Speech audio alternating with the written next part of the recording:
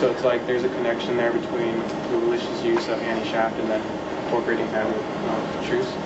But like, does anybody want to interpret what they think this means? The cemetery means? Like why he's visiting Truce Cops Who's Agreed?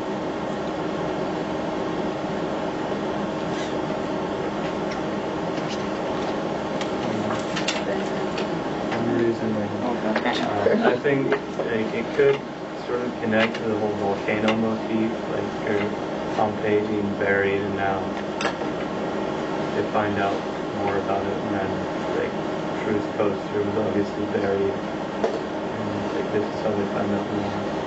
Like, Yeah, because repression of memory, emotion. Yeah, because Annie and Truce were both buried, and then they were reburied in the memorial cemetery. So it's like it's kind of showing their respect. Yeah, and so now here's the picture from the description on page 161. And so this is the Dutch honorary cemetery in the dunes in overview. So there's the square rectangular plots, and then there's the gravel all around it. And here's an overview, there's the square rectangular wall.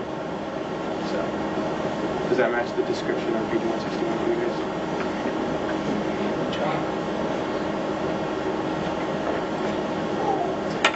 So in what ways do war memorials relate to society's attempt to come to terms with the suffering and consequences of the war?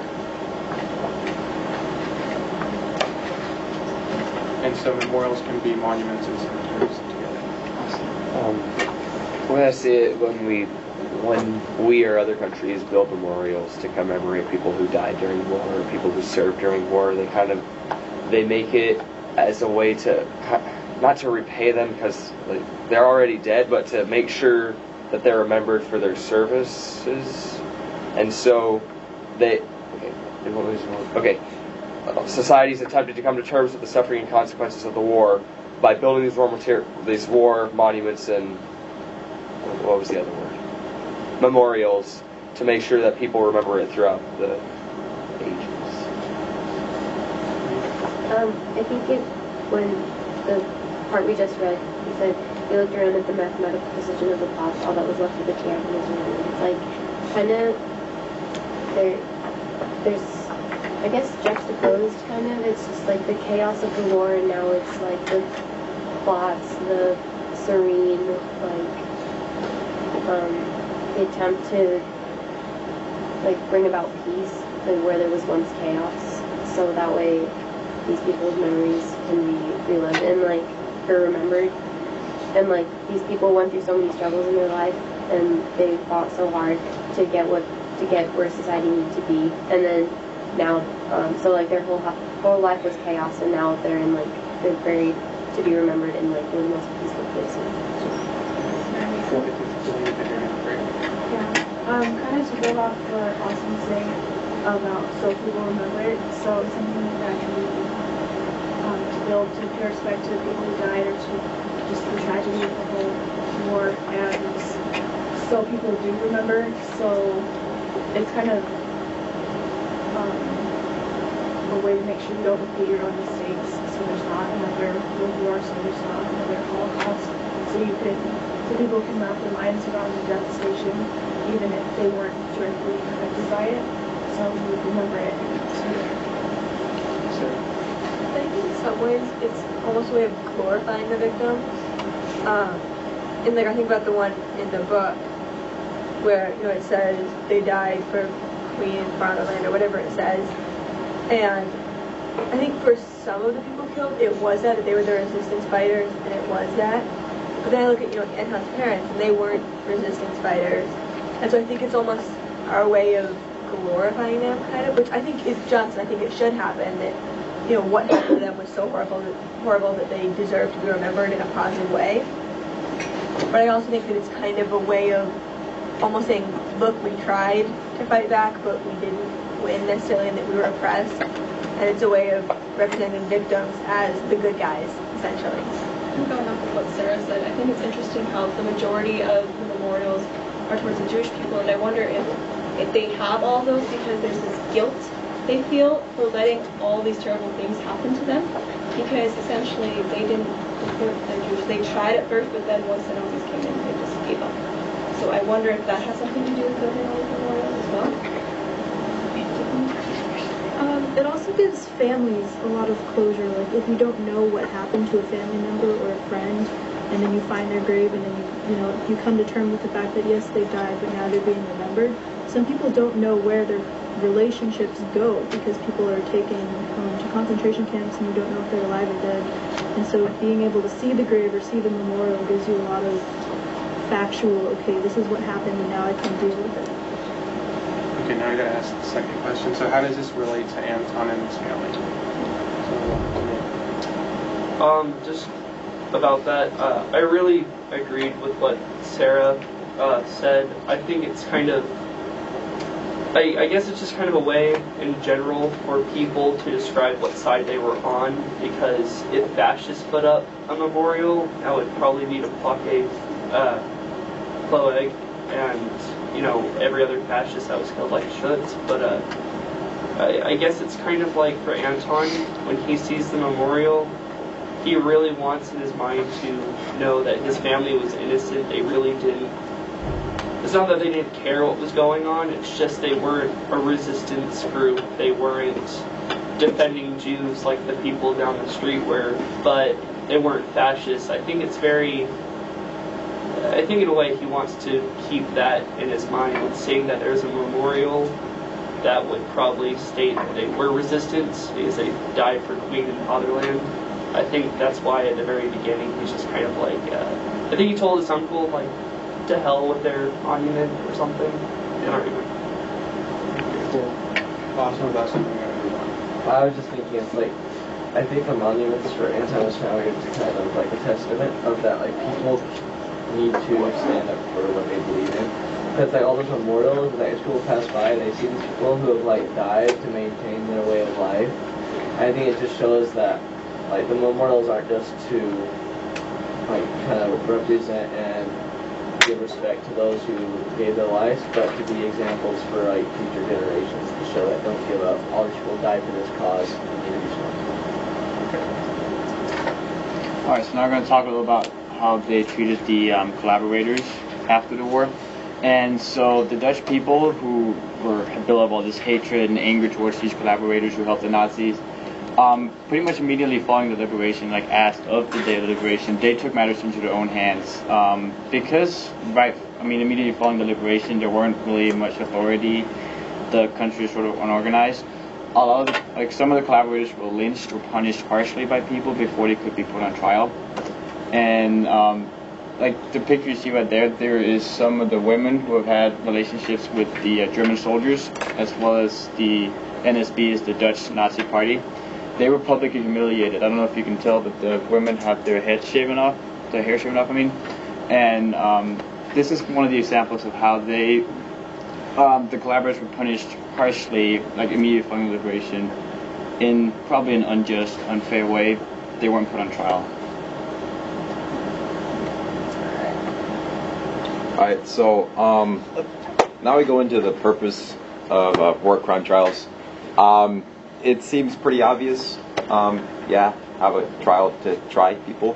But it was sort of to counterbalance the immediate reaction after liberation with what Thomas was mentioning in the slide before about how the citizens that were liberated, they sort of overreacted and they took matters into their own hands, and they shaved females that had collaborated with or had affairs with Germans. They shaved their heads, painted them orange. And I think this was a more humane. Okay. All right.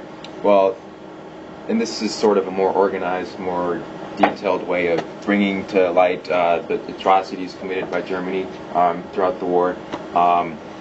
It's a public way of dealing with it.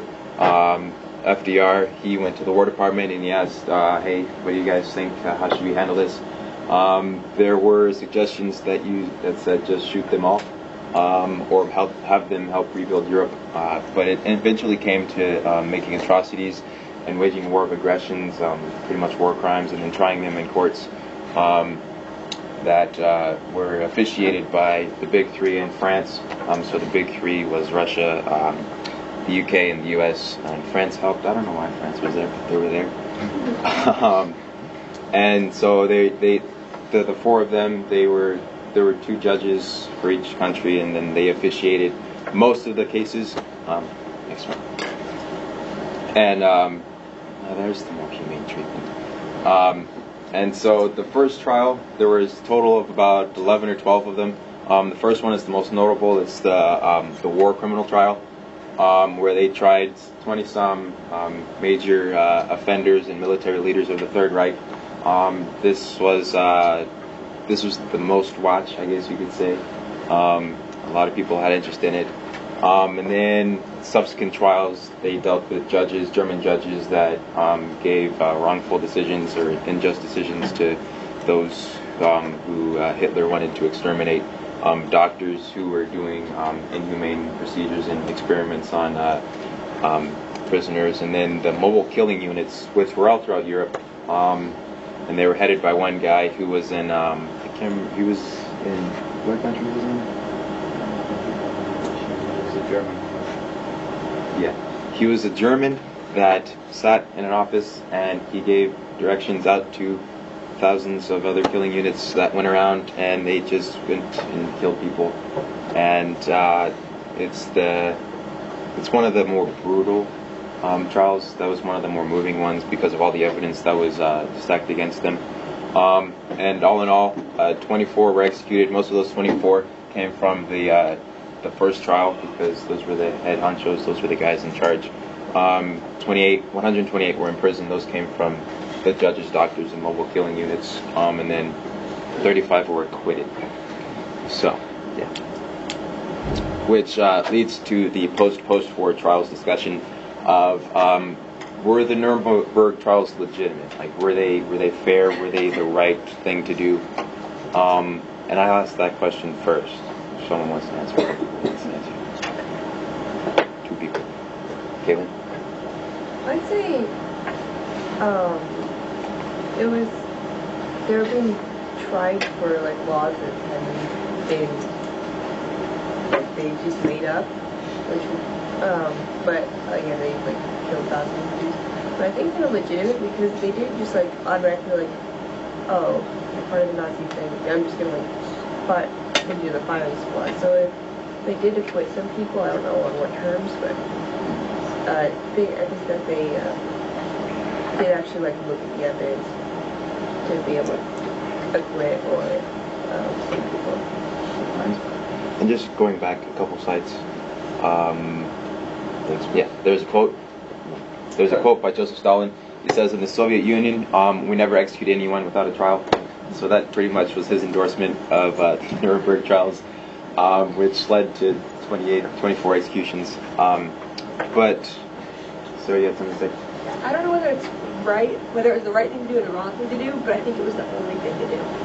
Like, I don't think you can just let those people be okay and just go on with their lives like nothing happened, because then, that's bad. But then I also think that you can't just go out and kill them. So I think you could argue right or wrong, whether it's fair or not, but I think it was the only thing to do at that point. Okay. And then on the other side of the coin, I want to ask, like, is it wrong to fight for your country? Should you be held accountable for you defending your country, you having pride in your country? Like, it was, most of the people involved in this were involved on a pride basis. They were proud of their country, and they wanted to help it. So is it wrong to fight for your country? What? I would say in this case with Germany, yes, because you said that it's more of a pride thing, but I think it's more of a conformity thing, because Hitler came in to save Germany after World War I. Everybody was loving him. So they conformed it because they think that they can raise their sense of pride.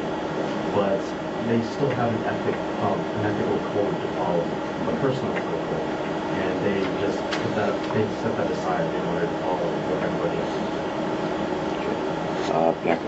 I think that, yeah, they had pride, but the fact that they were taking all this, that's not pride, because you're taking out one group of people who live in your country. And so I thought it was very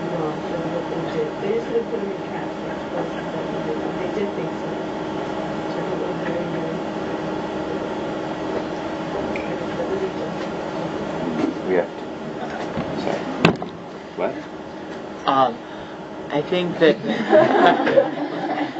I think that while we can all agree that what the country did was wrong, that I don't think that each individual person, like each individual soldier or whatever, the things they each did, it's really hard to say like if they're should be punished for that, because it's all these little things that made up the bad things, and they were doing that because they were their country was doing it, and it's some of them wanted to, and some of them it was being forced, and some were just, I guess, pressured into it, and it's definitely a hard question. All right, and then moving into a more micro scale, looking at the Dutch in specific. During World War II, Queen Wilhelmina issued some papers for all NSB members, the Dutch Nazi Party, and collaborators to be deported to the Dutch Indies out in the Pacific. And so that's one thing that happened there. And then after the war, almost 250,000 Dutch citizens had been interned and imprisoned and put on trial because they were either collaborators or they were sympathizers or they were just outright members.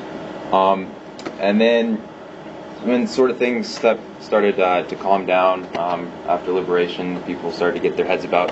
They started to have special courts that handled cases of collaborators. So there you can see that organization and trials were coming back in. Minor offenders, those slightly below Pakkeplog, ones that were store owners that sold to German people, and they gave them supplies, but they didn't actually commit the crime.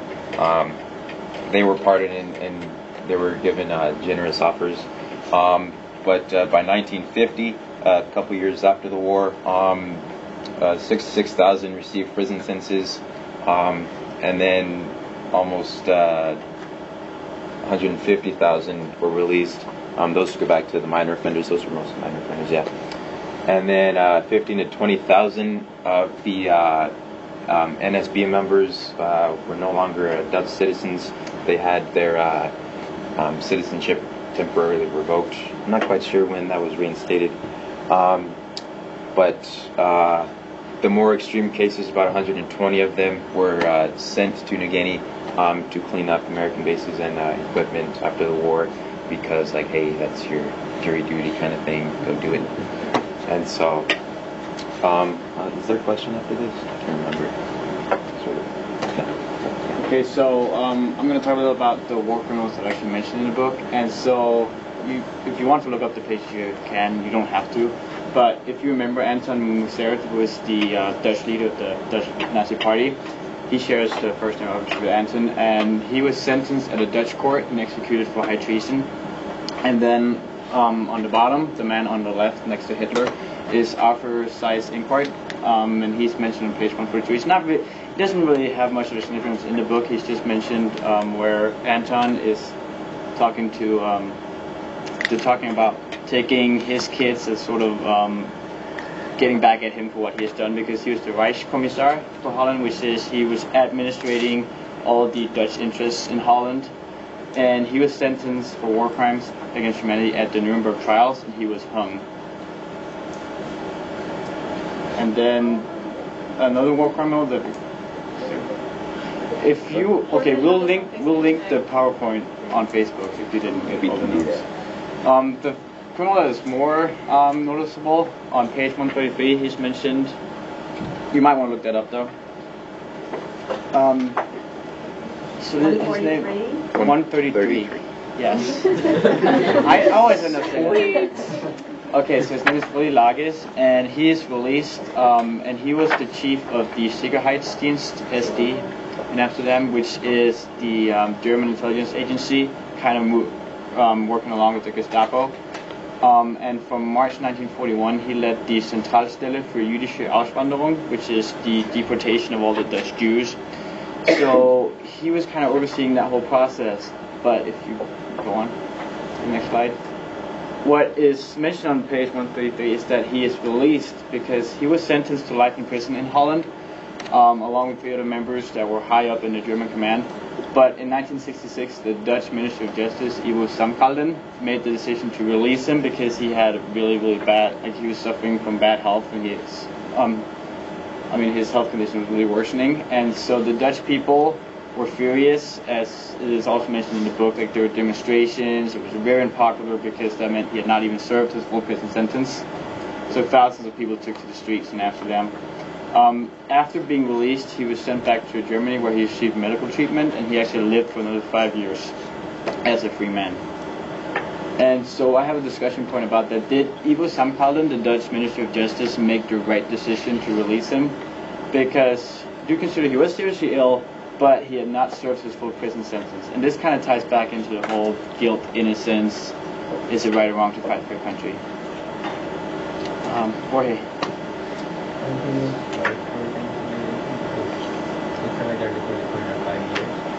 I don't think he would have died in jail either, but he was receiving treatment and help, and then went back to jail. I think he was right.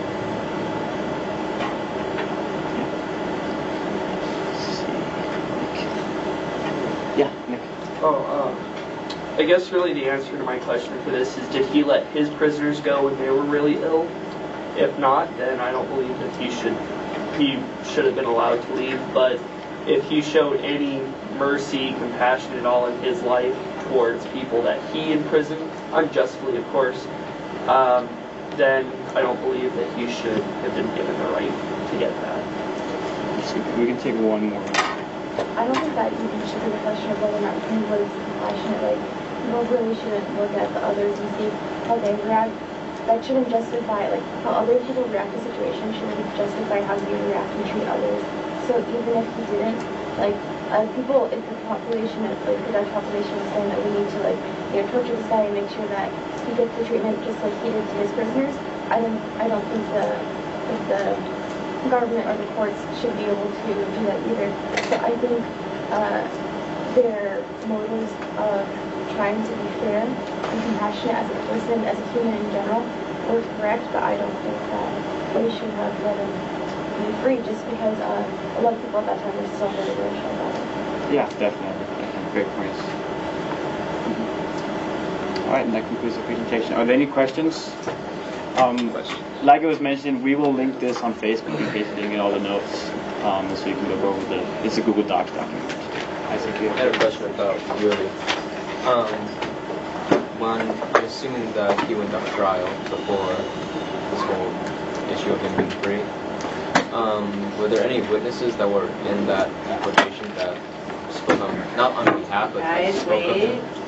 You know, like, did they say anything about his attitude or something like that? Given that he was more in command of it, not directly, like, I find it hard to believe that any of the Jews actually saw his face at all, because he more sat in the office in Amsterdam and directed the whole process, organization of the deportation. So I don't think there were many witnesses to his trial from the Jewish point of view, but again, that kind of ties back into he was given the order from Germany, so yeah, he made some personal decisions in Holland of what to do, but he was given an order from Germany, so you can kind of look at it both ways, but it was right or wrong to release him. Any other questions? Nope. Cool. Do you have a question?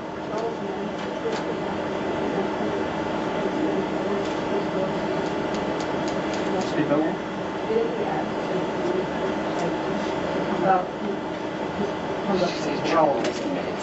Is that? So every time he's up for he does go for the program. But I don't know. Was that something to our presentation? Yeah. I couldn't hear it. Speak up, we do. I'm sorry. They asked that Willie, whatever he asked to let out, and they let him off to be sick. But Charles asked to let out. What's music? Yeah, okay. Is that it? Good job.